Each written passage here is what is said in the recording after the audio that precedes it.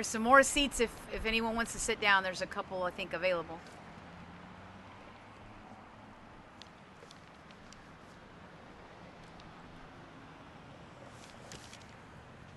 Well, good afternoon, ladies and gentlemen, and welcome to the dedication ceremony of the Raymond J. Grush Juvenile Justice Center. Thank you.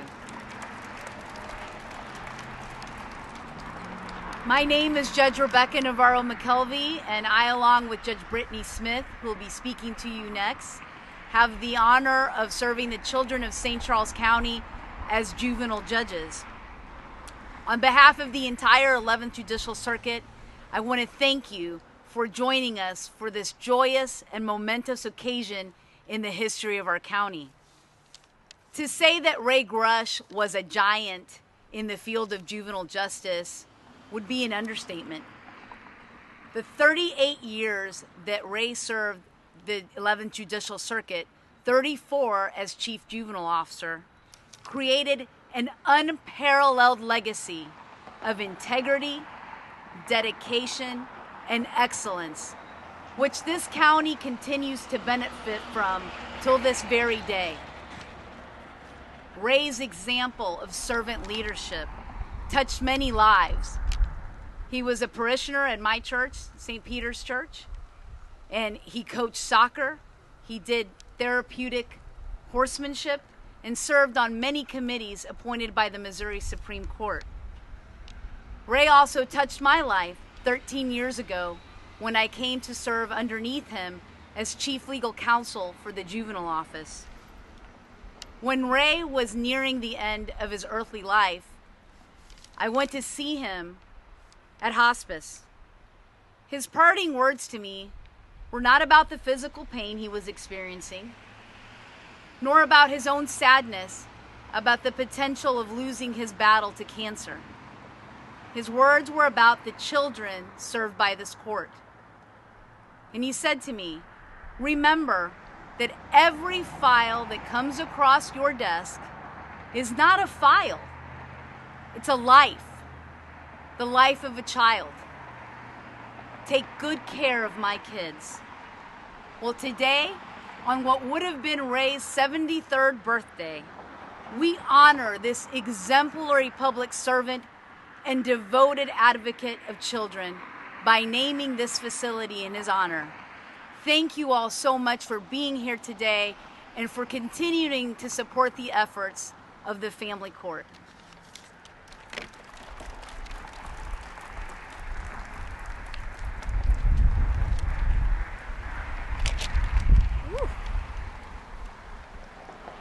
Hello, I am Judge Brittney Smith, and as Judge NAVARRO-MCKELVEY just stated, I am the other juvenile judge who is lucky enough to be serving this county in our beautiful building with its glorious new name. We would like to recognize some particular people who are here at today's ceremony. Specifically, we want to recognize Ray's siblings, Barb, Lynn, Joe and Karen Grush, Fred and Janet Grush, Mike and Nancy Grush, Peg Hoekstra, Dennis Bivens, who's here for Ray's late twin, Ro Bivens, and Ken and Lee Ann Grush. So we are so honored to have those members of Ray's family here. Goodness, as we all battle the wind. We also want to recognize the judges that have attended today, both current and former. We have Judge Norm Steimel, Judge Elizabeth Swan, Councilwoman and former Judge Nancy Schneider, and former Circuit Judge Fred Rush. So thank you for coming. We also have several juvenile officers and court administrators. Ben Burkemper, who's the court administrator for St. Louis County Family Court and also a former Lincoln County Associate Judge, is present. Rick Gaines, who's the Chief Juvenile Officer for St. Louis County Family Court. Ernie Painter with the Juvenile Office, or as the Juvenile Officer for the 45th Judicial Circuit, that's Lincoln County. Rod Barnhill is the former Chief Juvenile Officer for Lincoln County. And Janelle Walters, who's the Chief Juvenile Officer and Court Administrator here in St. Charles County. So thank you to those folks. We'd also like to recognize Joan James, who's the first superintendent of juvenile detention here in St. Charles County. Noir Davis, who's a former superintendent of the Juvenile Detention Center here for St. Charles. Goodness gracious. Michelle Miller, a former supervisor of intake for St. Charles County Juvenile Justice Center. Marcia Hazelhorst, who's the executive director of Missouri Juvenile Justice Association. KARL Wilson, former chief executive officer for the CRIDER Center. And Pat Holterman Holmes, the chief program officer for Youth in Need. So thank you all for coming, as well as all of our other honored guests.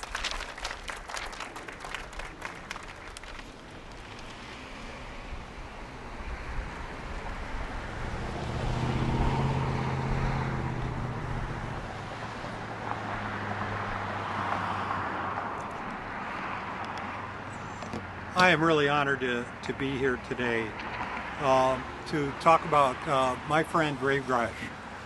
Back in the early 80s, Ray got involved with what was then called Four County Mental Health. It had been the Mental Health Council of Lincoln, Warren, and St. Charles County, and he really helped us to all get started and get on the map. Then he resigned. And his reason for resigning was the integrity that's already been referred to here. He wanted to be free to criticize us and hold us accountable when we screwed up. And he did. He did that very, very well. He had very high standards. He really wanted us to succeed, but he held us accountable, and he both for our having timely and competent services, and so we worked to deliver that. I remember that Jim Brown from Youth in Need and myself would have a beer sometimes after work, and Ray had this tremendous smile that you did not see during the day as often, because he was very serious about the things that he did. One of the things that I remember in looking at some stats back in that era was that our state was known around the country for having some good statewide youth services. But actually, it looked like St. Charles County underutilized those services. Ray did not want to send kids out of the county. You know, he wanted us to, whenever we could, to deal with the issues here and put these kids on a track where they could lead full productive lives. And a lot of them did, an awful lot of them. He had a great belief in that. And for that, I really commend St. Charles County, you know, with the leadership of Jim Wallis and with the 11th Circuit judges, Your Honors, taking the lead on this to honor Ray Grush in a way I think that is perfectly appropriate in terms of this Juvenile Justice Center having its name. So with that, let me hand it off to our next speaker and let you know how honored I am to be here today. Hi, Pat. Thank you, Carl. Thank you so much for inviting me to be part of this, and huge thanks to Jim Wallis for all of his efforts in making today a reality. It's been a long time coming. Ray was very important to Youth in Need and to the whole community, so I'm really honored to have the chance to talk about his life and his legacy. Youth in Need was founded right here in St. Charles in the mid-1970s to help young people in crisis. Our mission is to build on the strengths of children, youth, and families so they find safety, hope, and success in life. And Ray shared that mission 100%. He really saw the value of each young life that came through the doors of the court. And he was, as said before, such an advocate for young people, always wanting to do more than just put kids in detention. And in addition to all the work he did directly in the court programs and practices, he was really great at collaborating with community organizations like Youth in Need. One example is he knew that a lot of times when young people were acting out, it was because of underlying trauma or family struggles or mental health issues. So he partnered with us to provide free counseling including family counseling to divert youth from detention, and it was really successful. But to this day, when I talk to my staff about what do you remember about Ray, what they talk about is how gracious Ray was and how kind, and that he went out of his way to show appreciation. And you know, people doing this work don't always feel appreciated, right? And so that really meant a lot, and still does, to the staff at Youth in Need. Long before the terms strength-based and trauma-informed were popular, Ray exemplified these approaches in all he did. It was just who he was. Sorry, it's a little windy up here. I know I'm speaking for all of us that it truly was a privilege to know Ray and to see how his one life and his work has positively impacted so many other lives. He set the bar high for service and devotion, and we continued to try to follow in his footsteps and build on his legacy. So I'm going to end with a tribute that one of our staff wrote when Ray passed away that I think really captures his spirit. She said, Ray was a tireless advocate for children, a trusted and admired colleague, and a dear friend. He inspired us in so many ways with his strong faith, his integrity, and by living a purposeful life, fighting for what he believed, being honest and trustworthy, and putting his heart and soul into everything he did. Ray showed us the way. Ray, we appreciate your leadership, friendship, and service to the community. It was a privilege to know you. You'll be missed, but not forgotten. Thank you. And I think up next is Janelle Walters, Court Administrator and Chief Juvenile Officer.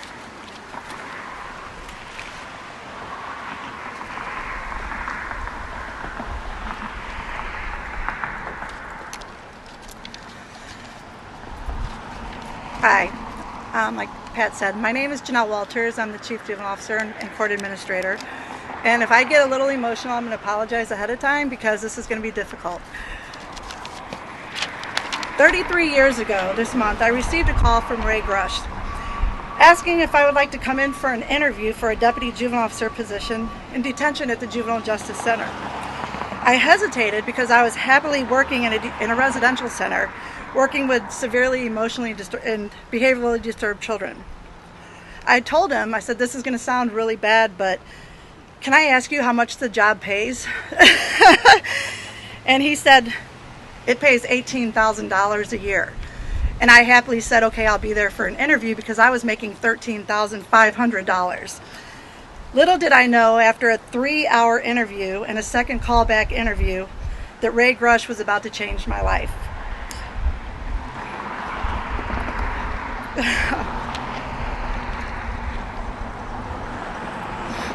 This was the beginning of my career at the juvenile office.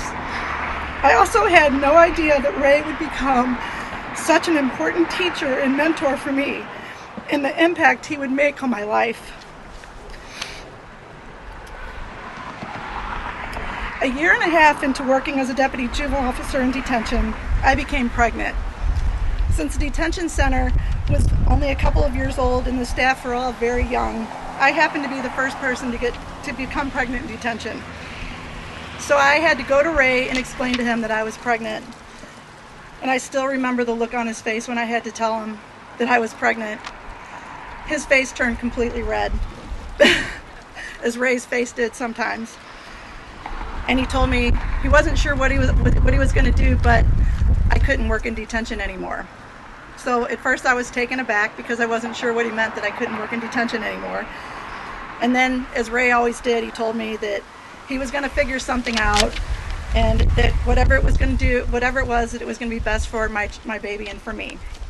So he temporarily moved me to court services to do informal adjustment conferences while I was pregnant.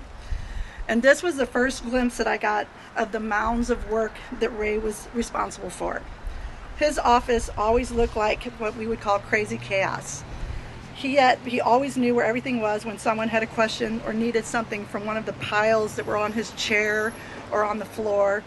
If you would go in and you would say, Ray, do you have this file? He would immediately jump up, go to one of the piles on his floor or in his chair, and he knew exactly what you needed from one of those piles.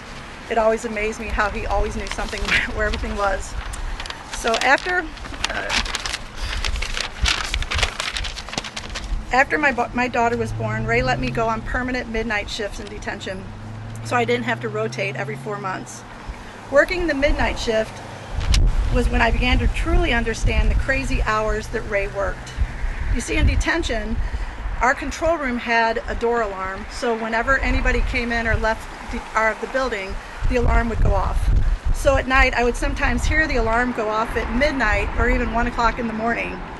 And at first it would startle me, because nobody was in the building except for myself and whoever I was working with and the kids in detention. But then I realized that it would be Ray leaving work, only to return sometimes at 6 or 7 a.m. in the morning.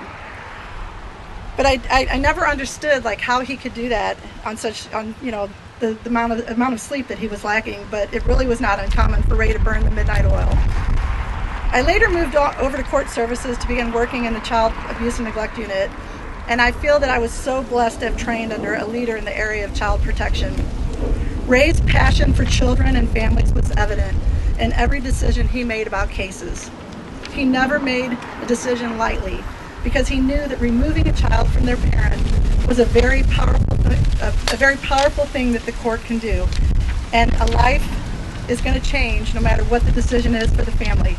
I learned from Ray the impact of our decisions, whether it's removing the parent or from the parent or possibly leaving a child in a potentially dangerous situation. It was going to affect the child. He didn't believe that the answer was always to remove a child just because there was child abuse or neglect involved in a home. On the contrary, he believed that removing a child should be the last resort, which was why the number of children that we had in foster care in St. Charles County was always very low. We rarely terminated parents' rights because Ray believed that families should be together, and it was our responsibility as a system to try to reunite children with their parents whenever it was possible. However, he also had no tolerance for children being abused or neglected and living in bad situations when they weren't safe.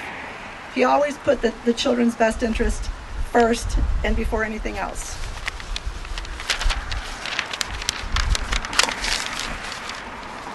Ray became my direct supervisor in 1990 when I became the coordinator of the CASA program. It was during those years that I worked even closer with Ray, and I learned so much more about the importance of advocacy for children and the foster care system. Ray used to say that he decided to start a CASA program not because he thought our system was broke, but because he felt like a CASA program would make it better. He worked tirelessly to bring the program to St. Charles County, and once we got it, it was with his guidance and supervision over me that it became a successful program that helped change the lives of many children in foster care. When I visited him while he was in hospice, just a few days before he passed away, all he wanted to talk about was the CASA program and how to keep it successful. He told me, be sure to take care of our CASA volunteers and all the kids in our program, and I promised him that I would. Our office was so blessed to have a boss who knew so much about the juvenile justice system. He was not only a well-respected juvenile officer around the state, but he was a pioneer with so many ideas and programs that are still being used today. He was a member of the Missouri Juvenile Justice Association. Ray was initially appointed as a deputy juvenile officer in October 1972. He was then appointed chief juvenile officer in August 1975 and finally family court administrator in January of 1998. During his tenure, the juvenile court implemented more than 10 programs targeted at specific juvenile offender populations. Ray served as a member of the Missouri Juvenile Justice Review Committee from its inception in 1980 until it dissolved itself in 1985. With the Children's Division, Ray served in the 1980s and 1990s for approximately 10 years on the Area 2 Foster Parent Advisory Committee, and for 2 years on a committee rewriting one of Children's Division's manuals and policy and procedures. And if anybody has ever seen a policy and procedure manual of the Children's Division, it is probably 1,000 pages.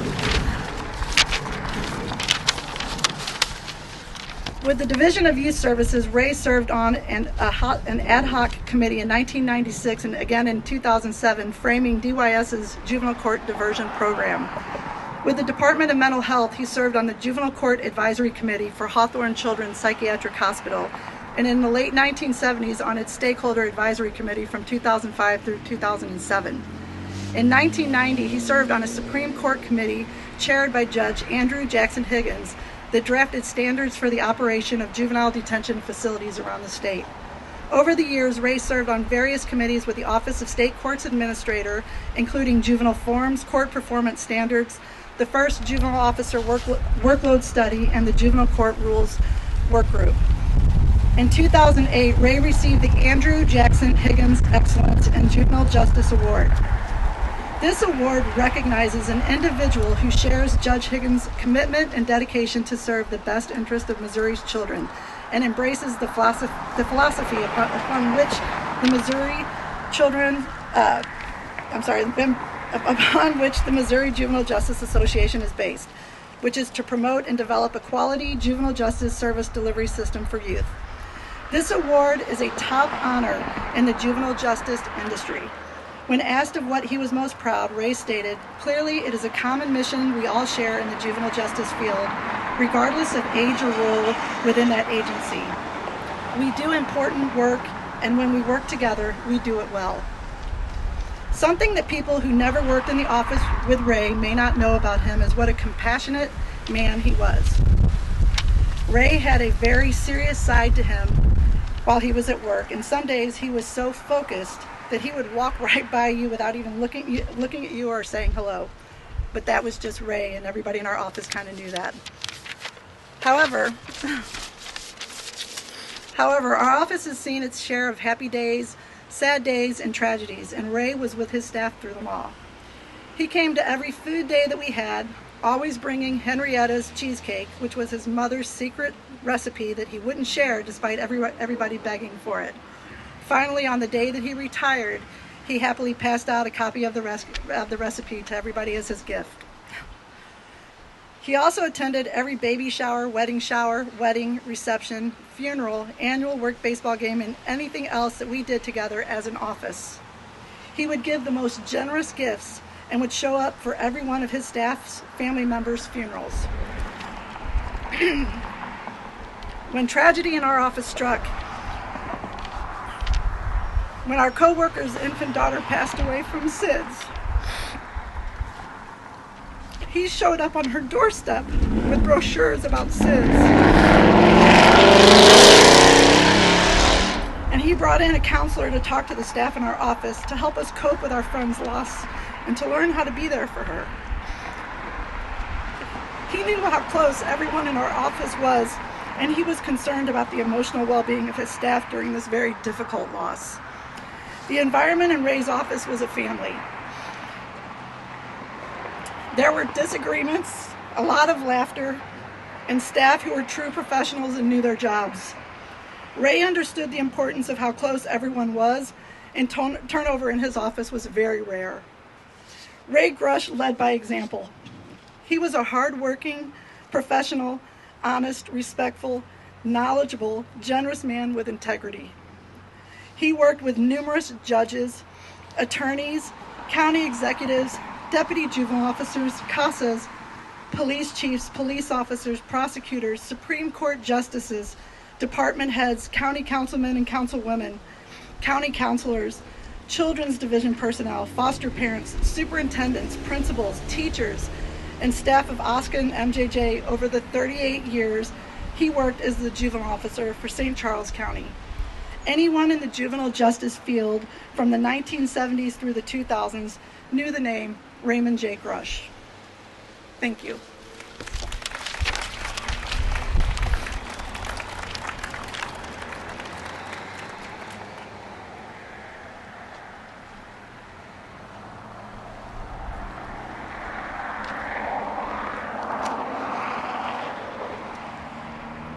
Good afternoon. My name's Jim Wallis. I'm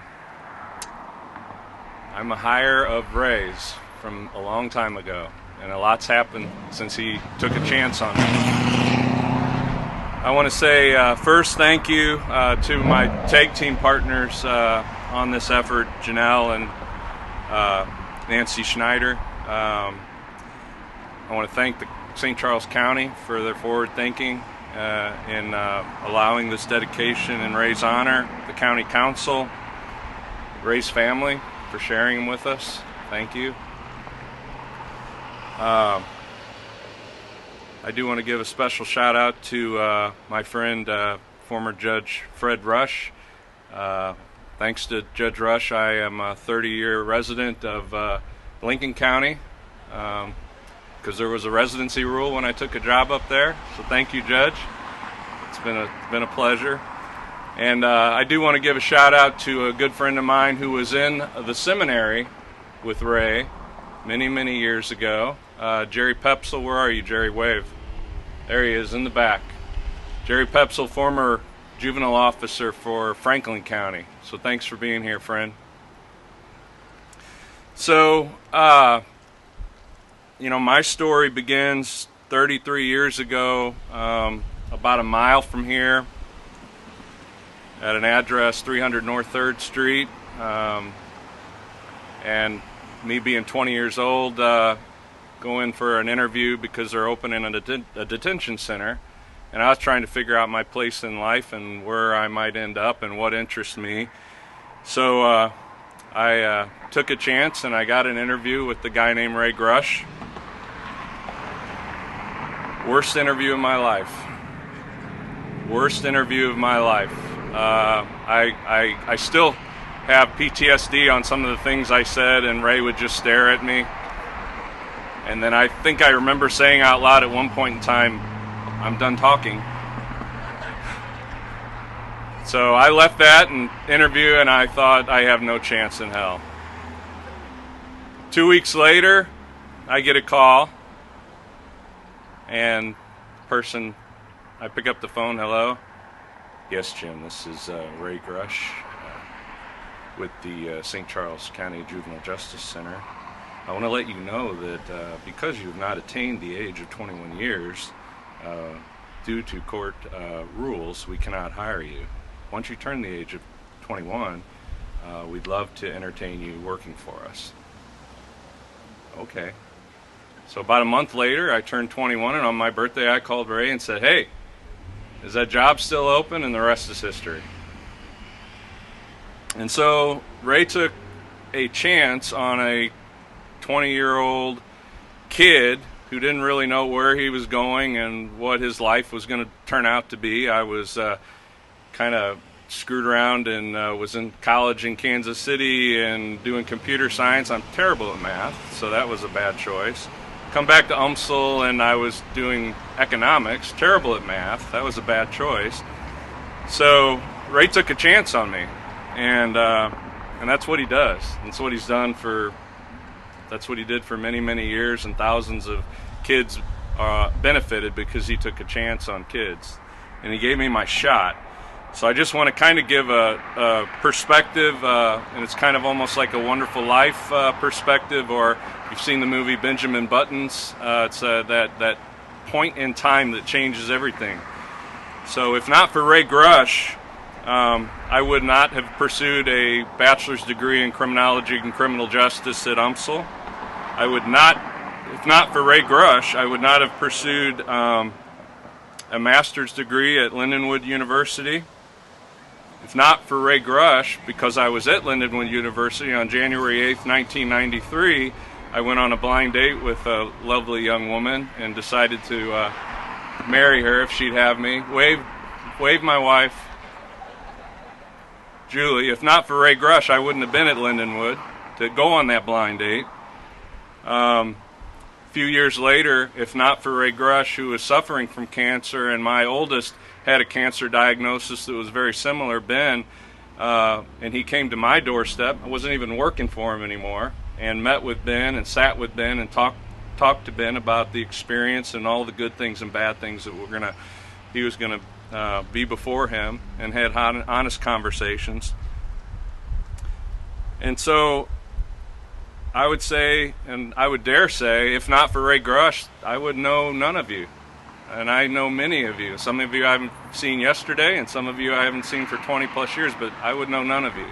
So Ray did a lot of good, and that's just my perspective. That's one person's perspective.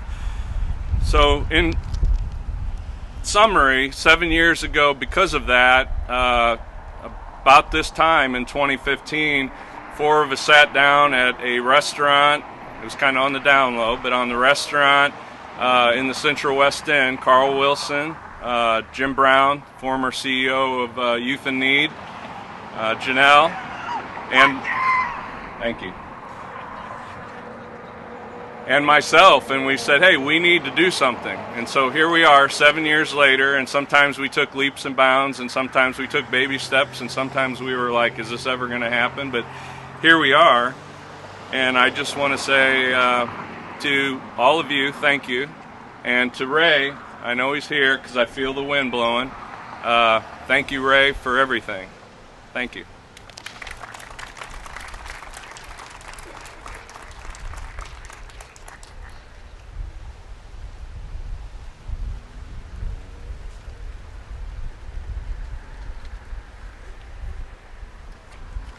Hi, I'm Nancy Schneider. As indicated, I was a judge here in St. Charles County for 26 years. And throughout most of that time, I worked with Ray. The thing that I'm learning more and more about is every one of us here had some personal connection with Ray. We all have stories about him, about what a wonderful person he was, how he impacted our lives and the lives of the children in St. Charles County. And it's so good that we're all here today to talk about Ray and to remember him, although he's probably never been out of our minds since we lost him, because he was such a special person. So just generally, without telling you my whole life story, I will tell you that as a new judge, a new attorney in 1981, Ray showed up at my door one day at my office and said, "You've been appointed in a termination of parental rights case to represent a young man who is in prison for 2 consecutive life terms for killing the grandparents of his son's mother." Ray took me to the prison, which was good. That was my first and last time at the big house, and I want to tell you it was pretty scary. When you know that the attorneys are out there basically in general population with their clients while the guards are in glass protected booths. But Ray was with me. He didn't go in because he knew my job was to represent this young man, and Ray's job was to make sure I lost that case. Now, it's pretty hard to have someone keep being a parent when they've killed their child's grandparents, and the child's mother testified against him and had given up her rights to the child. So I can tell you that I did my best. We had a trial.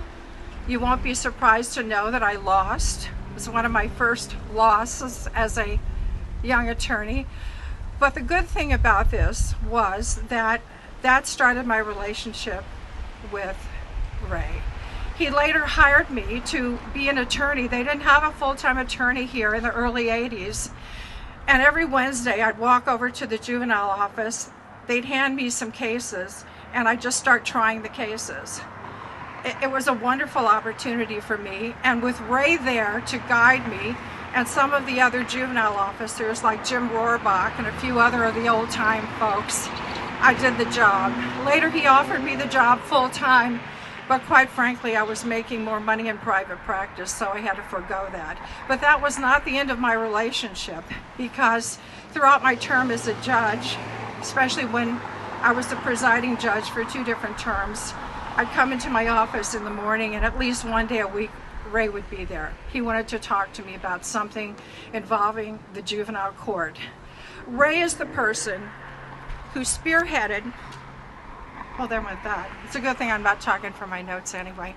Ray was the person who spearheaded this building, so it is so appropriate that it's named after him. He and I, thank you so much, went before the county council at that time, and we convinced them that we needed this building, that there needed to be security and provisions, and we got the job done. But it was Ray's passion. We all know what a wonderful person Ray was, and how much he served and how much he did for all of us.